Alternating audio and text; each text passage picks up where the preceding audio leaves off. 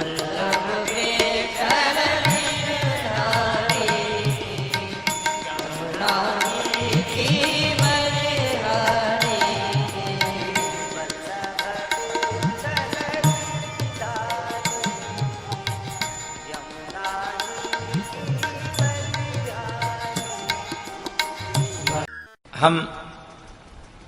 श्री बरुआ सागर वाले स्वामी जी, परम श्रद्धेय पूज्य श्री शरणानंद सरस्वती जी महाराज, उनका स्मरण करते हैं।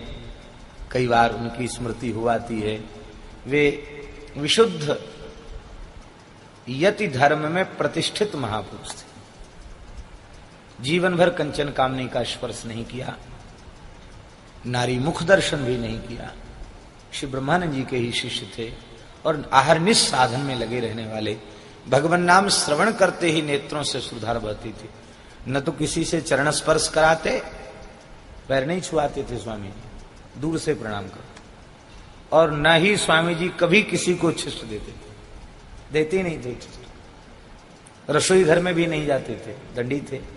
बाद में तो खैर दंड विसर्जित कर दिया था उन्होंने, परमहंस हो गए थे। और ब्राह्मणों की पंक्ति में भी भीतर नहीं घूमते थे, बाहर से ही दर्शन करके चले जाते। बहुत अच्छे महात्मा थे। भगवान की कुछ कृपा ऐसी थी, वृद्धावस्था में भी दांत उनके पूरे थे, 3200 दांत थे। दास को उनके निकट रहने का सौभाग्य मिला। 24 घंटे में एक समय ही भिक्षा लेते थे। 3 साढ़े 3 बजे के करीब निस्वाद भिक्षा, ऐसे लगता केवल उबला हुआ रूखा सूखा। और दास की सेवा ये थी कि तुम बैठ के पंडित जी गीता का 15वां अध्याय सुनाओ।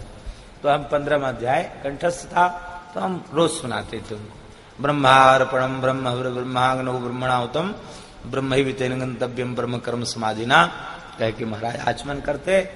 ओम अमृतोपस्तरणमसि स्वाहा, और फिर अंत में ओम अमृतापिधानमसि स्वाहा उच्चारण करके हमारी छुट्टी। तो स्वामी जी आचमन करते, सूक्ष्म आहार करते थे। शाम को कभी उनकी इच्छा होती तो कोई फल ले लेते थे। एक दिन स्वामी जी ने अपने कमंडल से एक सेव धोया और धो करके ऐसे ही भगवान को अर्पित किया और दांत से ही सेव को पाने लगे। उसके बीच का भाग बच गया। दास की आयु 10 वर्ष की रही होगी। बीच का भाग बच गया तो हमको उन्होंने हाथ में देकर कहा, जाओ दूर फेंक के आओ और हाथ धो लेना, आचमन करके तब हमारे निकट आना। बहुत पवित्र रहते थे स्वामी।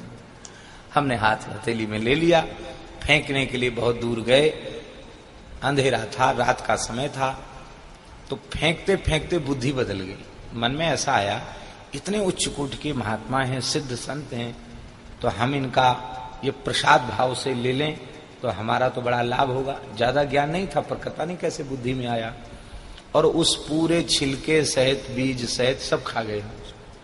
खा के आचमन करके और बस साफी से मुंह पूछ के आ गए, हाथ जोड़ के खड़े हो गए। फेंक आए? हाँ महाराज जी फेंक आए। ब्राह्मण होकर झूठ बोलता है?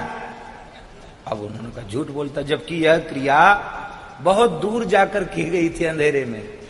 लेकिन वो डांट कर कहा ब्राह्मण होकर झूठ बोलता है। इतने जोर से डांटा कि हम रोने लगे। हमने खाने के लिए कहा था कि फेंकने के लिए? जानते हो हम सन्यासी हैं, हम अपना और दैहिकृत कर चुके हैं संपन्न। सन्यासी का शरीर मृतक के तुल्य होता, जूठा नहीं खाना चाहिए सन्यासी का। तुम ब्राह्मण हो, तुमने क्यों खाया?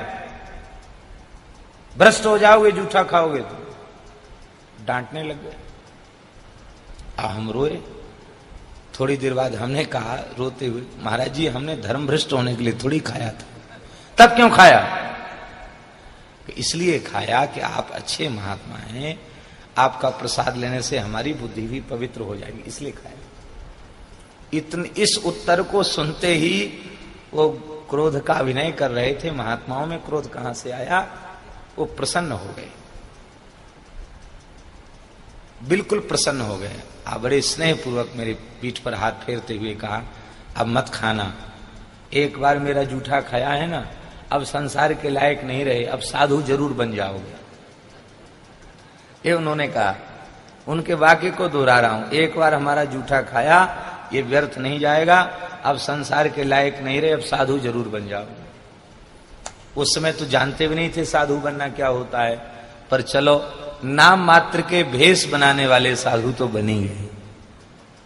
इस लायक नहीं थे न इस लायक हैं, पर संत उच्छिष्ट का प्रभाव, संत सीत प्रसाद का प्रभाव, जो संतों की शरणागति मिली और आज भी संतों की कृपा है।